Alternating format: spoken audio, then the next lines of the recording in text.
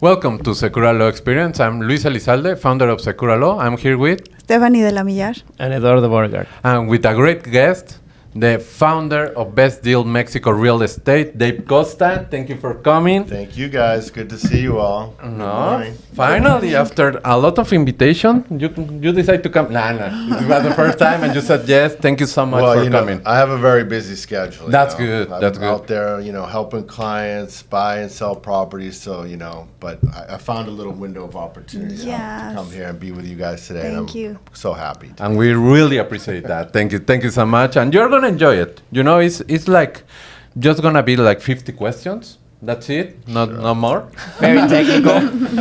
No. I'm ready. Awesome. So the first question: how did you arrive to Playa, or why am I in Playa del Carmen? So a friend of mine had a rental in Cozumel. Okay. And he said, I'm renting this house in Cozumel. Why don't you come visit? And I had never been there, and I had never been to Playa del Carmen. I was teaching in San Diego at the time, and I had a nice long vacation. So I came down. I flew, took the bus, the ADO bus, down. Okay. Walked over to the ferry and got on the ferry, and I was like, wow, this water is unbelievable. For sure. So beautiful. So went over to Cozumel. Kind of was bored there, to be honest. It's a little quiet, but it was beautiful. And then I told my friend, hey, man, I've been hearing a lot of stuff about Playa del Carmen. Let's go over there and let's go hang out. And so How we did. long was that? Oh, man, I've been living here for 10 years now. Okay. So this was probably 2015? 3 years before that. So okay, got it. This is when I first came. Okay. So the second trip I came with, and then, obviously fell in love with Fifth Avenue and the nightlife and everything. And the beach is amazing. And after that, I wanted to come back again on my next vacation, so I came back again and did some more touristy things. And then the third trip was a one-way ticket. Good. That Good. was within 2 years of the first visit, I decided I love this place and I want to move here. I think that you feel that when you come back to San Diego, you were like, it's good, but Playa.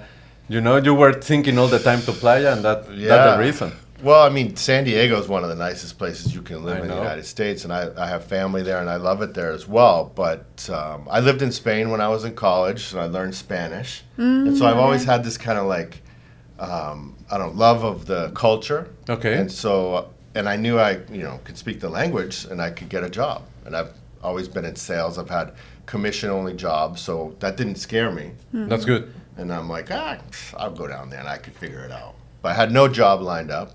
I just said, I'm going. And I figured it out. I got a job. I started in timeshare, which I didn't love. Of course not. It was very slow also, so I wasn't really making money. But I got my work visa.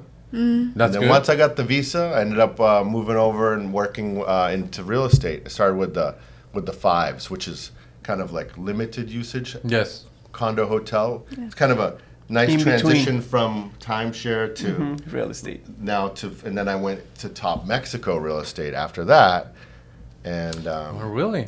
I started out with Thomas Lloyd's team, and in my first month, Bjorn I sold used to be properties. there still?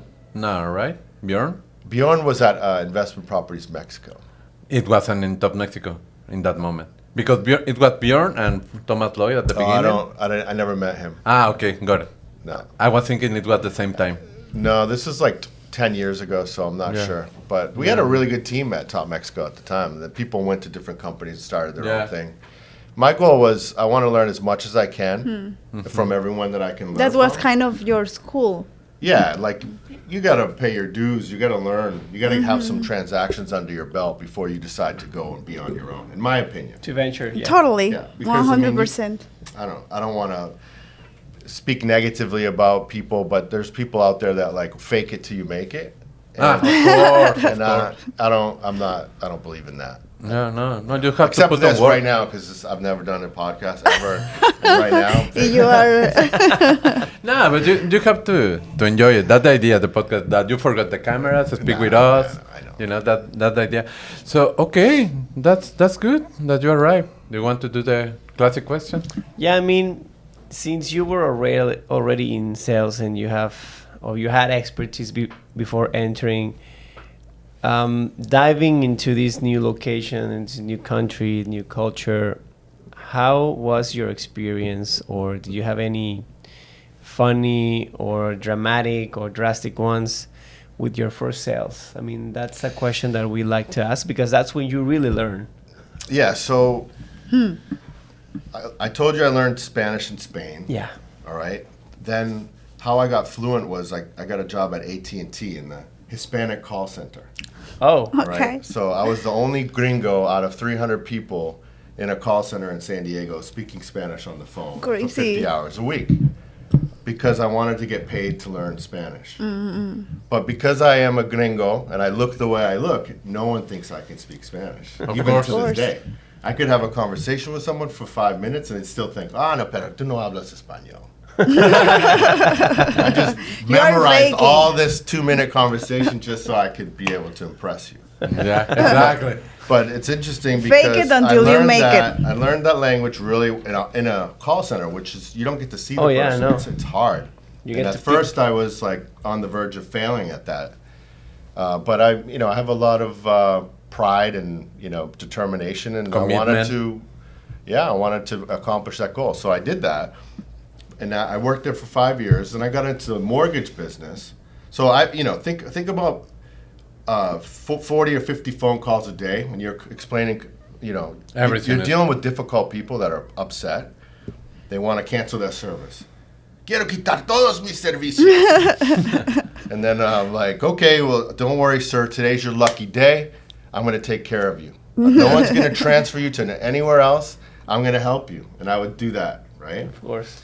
And they would be like, you could hear him go, okay, finally, like, because you guys have called the phone company. Yeah, before. because you get es otro forwarded, departamento, forwarded. departamento, and you're like, and next thing you know, you're like, forget this. Yes, I'm just gonna just- forget it. I'll pay the bill. Another month. Let's see. Yeah. But so that was an interesting Approach. experience that I had to put me in a position to be really good at what I am now. So I have the language skills, and I have a lot of sales experience. I'm not afraid to ask for a sale, and I've done it so many times, it's just natural, right? Especially over the phone. Then I got into the mortgage business, and I learned mortgages, and so I have a really good financial In San Diego. background as far as how loans work and that kind of stuff. So some finance. And then I became an educator. I was a bilingual multiple subject. I had a teacher in San Diego. I have the California bilingual multiple subject teaching credential. Okay. It's expired now because I don't use it anymore. Of But course. I went through that whole training process of how to make input comprehensible and be able to present things in chunks so that it's easier for a English language learner to understand. But these kind of skills put you in a position where you can write a very clear email, make a very clear presentation when you're explaining things, and also people they're learning from you and they're understanding what you're saying, and it instills a lot of confidence. Exactly. And if you're in a commission-only job almost your whole life, you have confidence, right? You know you're going to get it done. Yeah. There's only one person that is responsible for your success, and it's you. Yeah, but you know? you get that confidence working, not like faking it.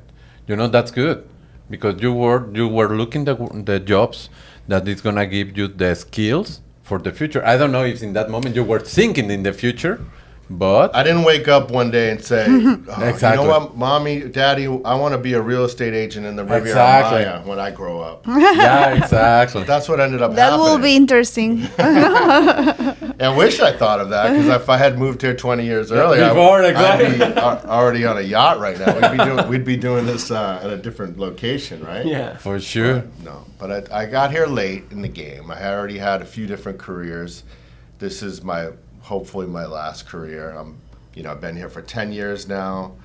I've managed to sell probably over 100 properties. Wow, right. I have a lot of experience and expertise and That's good. in difficult transactions. I do a lot of assignment of rights types transactions, which where properties haven't titled yet, and I help people sell those.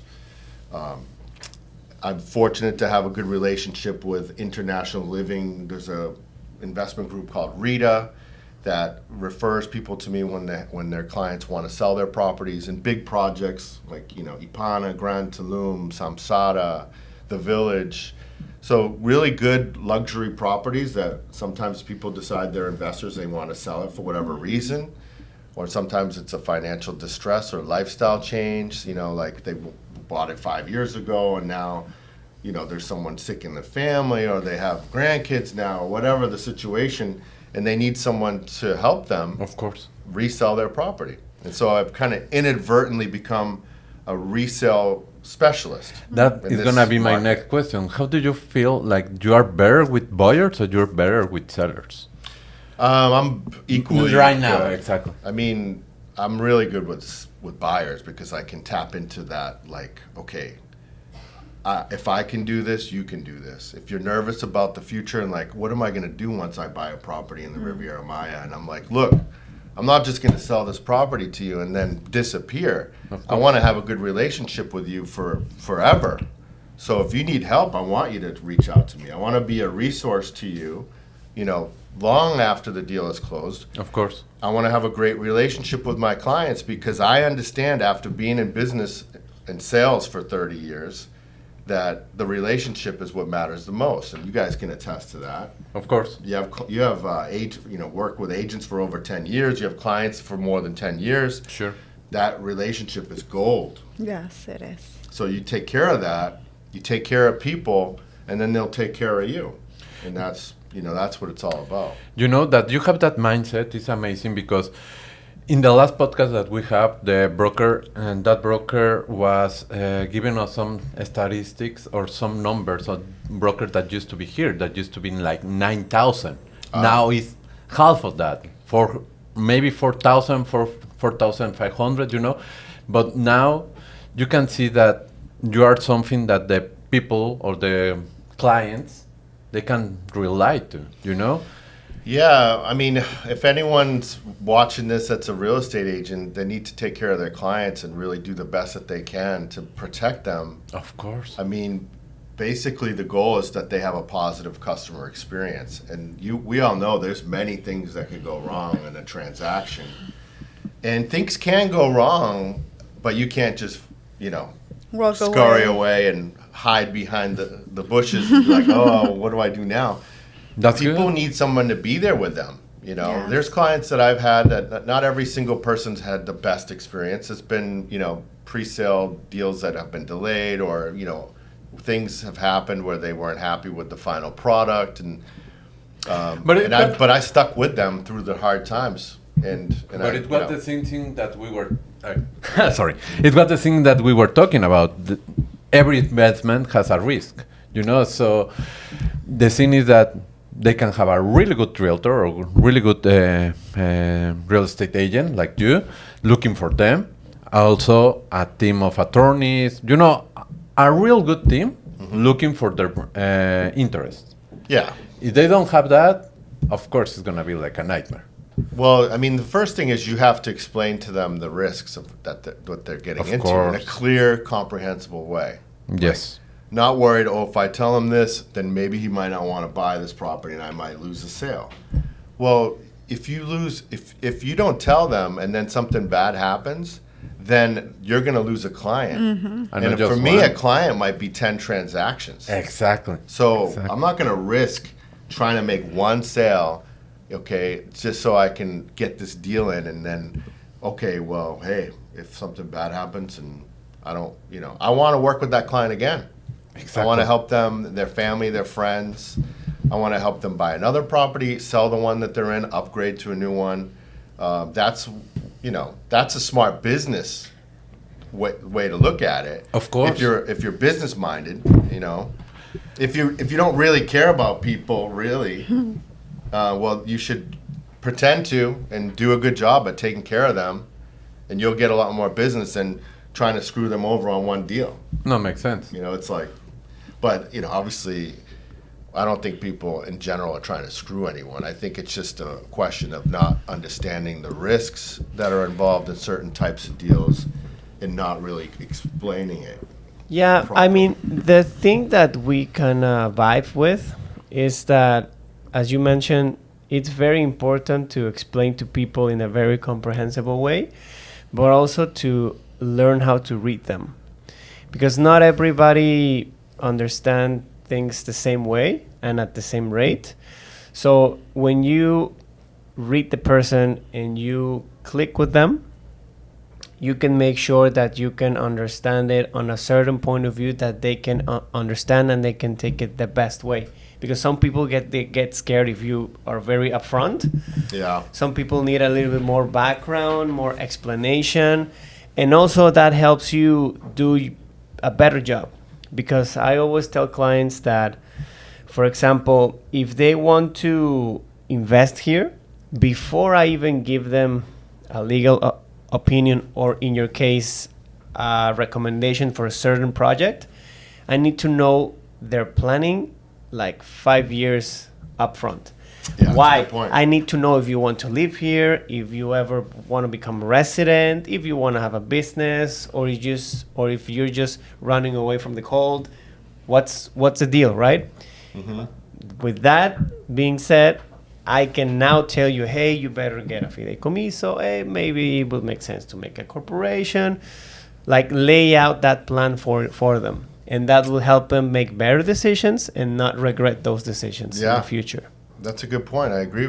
I mean, people, you need to understand the client very well, what their goals are, what they're trying to accomplish, what stage they're at in their life. Mm-hmm. You know, That's also very important. yeah, because like you could get someone that's just a retiree right now, and they're like empty nesters. Like, oh, I'm free. Yeah, exactly. You know, I can do what I want now. My kids are in college, whatever, and I'm ready to go embark on this next adventure of my life. And okay, we're gonna move to Mexico, or we're gonna get a place. 6 months, like the usual, right? 5 years down the road, so a first grandkid comes. Things change. You know, I want to be home. And then Of more course. grandkids. 10 years later, all of a sudden, you know what? I love Mexico so much. I've had such a great time here, but my family's there now. And I want to be with those people. Of course. And so, you know what? I think we might want to sell our property. And then, of course, hopefully they call me. And then I help them. But, you know, it's understanding the different stages of life, to understanding each individual person and what their, you know, goals are, what their financial background is. Like, you know, some people, for them to, you know, we talk about pre-sale properties, and they could be risky. A guy could own 100 properties, and it could be, if he lost a little bit of money on one pre-sale in, you know, Playa, Carmen, it's not going to hurt him. Versus someone who just retired and has a very small amount of money in their retirement fund, and they want to relocate because their cost of living is much lower in Mexico. Yeah. You know, they can't afford the United States anymore. It's a financial decision and for now them. they're right? moving because they want a better life, better quality of life, and they want to own a property. Okay? And so we got to understand, hey, look, you know, you don't want to take the risks that this investor guy that would be willing to take. It's a different client. And the level of the threshold for risk is different. Yeah. And at the end of the day, it's an investment. Exactly. So there's always some risks. But me, being a resale specialist, I like to talk about how resales have the lowest risk. If you buy an already built property, Yeah. Yes. it's, you know, it's obviously going to be a little bit more of a positive customer experience also. Because you see what it is that you're buying. Half the risk is out of the equation. Someone might have already bought, you know, all the furniture and everything. They lived in the property and dealt with all the little, you know, the first year warranty. Where, oh, you know, I got this problem, you know, because we always say, hey, you got a 1 year warranty. Anything is going to get fixed by the developer. No worries, you know, and people feel good about that. And that's a great thing to have. For sure. But if you're the one living in that property and you have to get the guy to come 15 times to come fix your toilet or whatever issue you have, and they don't show up, you know, this On is Mexico, time. so Because they have mañana. What? I'm gonna be there mañana. no. Oh, Yeah, mañana. What does that mean? Mañana never come. No, but that's the thing, and they also have to understand the construction way here. In Mexico, it's very different than in America or in United States, you know, because in Mexico, a water problem is crazy. You know? Yeah. That's the reason you can say 15 times they have to come back because maybe the leak was here, they fix it there, and the next day it's in the next corner. You know, that's crazy things. Yeah, there's definitely, but if you buy a property that's already been delivered and been used for a few years, chances are most of those little construction issues have been ironed out, and now you're buying a Exactly. property that's, maybe has rental history already. It's already furnished. It's got no issues. That's going to be a better experience for you if you buy that you can move into tomorrow and start using, than saying, okay, well, I'm going to buy a property that's going to be built in 3 years. Okay, so 3 years comes along. Oh, it's not ready yet. Okay. No, that doesn't happen. The contract says 6 months.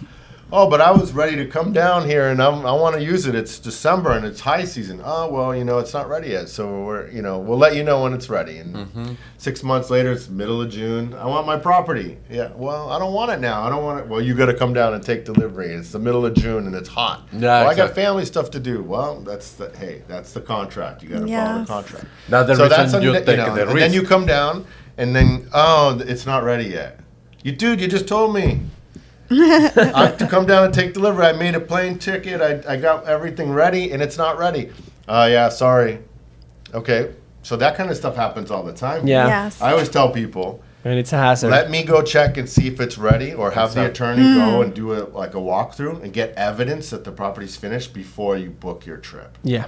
All right, Smart that's way one around it. huge thing to make them avoid a negative Yeah. customer experience. Totally. So I appreciate that because that's happened so many times, and it's a nightmare. You show up. I went to a property with the client. Property's not even close to being done. We're like, what What's are you guys going doing? on? It's today's delivery date. What's going on? They had stuff that they were going to move into and all that kind of stuff. It was just so stressful. So, I want to look out for the customers and avoid stressful situations. Why? Well, because it's stressful for me too. You don't want to deal with that. Waste your time on that when Yeah, everything can be smooth. And I mean, resale also has some risk. I will say that you have to look more after the legal part. Of course. No, make Yeah. a better or more specialized due diligence before getting a listing or actually putting an offer for a resale. I will say that, and you will say if you agree or not, that due diligence in a pre-sale, it's a legal research of that everything is okay right now, but obviously we cannot predict the future. So Exactly. whatever it will happen. In a resale, a lawyer can do a due diligence and know how the things will go and what are the steps that needs to be followed in order to have a smooth closing. So what will be your opinion? It is important to have an attorney in a resale and an appraisal in the same way, or Definitely. I mean, look, if I have a client that says they want to go directly to the notary and they don't want to hire a lawyer, I say, if you work with me, you have to work with an attorney. okay, I'll give you a few options, secure law, of course, of course. has to be the first. Stephanie, I hope. No pressure. No pressure. no, but you guys are great. You have a lot of experience. I have no issues at all, telling people, no, this is what you have to do. My job is to protect them. They're hiring me to tell them what to do because they're foreigners. They don't know the laws. They don't know anything. Now, I deal mostly with foreigners, not always Mexican clients. And that's kind of my niche, right? Mexican clients are a little more challenging because they want to do things their own way and they think they know. And Everything, That's even more dangerous for them. Yeah. And I don't even want to be involved because I'm like, this is going to go bad. I'm not touching that. And then what? It's going to be my problem. I'm Yeah. the one that sold it to him. So I'm very firm about that. You need to hire an attorney. And of course, there can be legal issues with a property. And you mentioned listing agents. This is where I think I get a lot of success in a following sales. of agents. Okay. Is because I do a really good job of making sure the properties are vetted and that I have all the legal documents before I list it. I don't go trying to sell something That you don't know what's have you going seen on. the escritura? Have they paid the predial? Have they? I you know, have no idea, but the house is beautiful. You Come, see it, you you should know? tell your clients about it and buy this thing. And next thing you know, there's, you go Issues. in, get an offer, there's issues, and the deal collapses. Exactly. I don't know about you guys, but I don't like to work for free. Yeah, You know, exactly. You start doing things, and then all of a sudden everything goes. I don't get paid by the hour.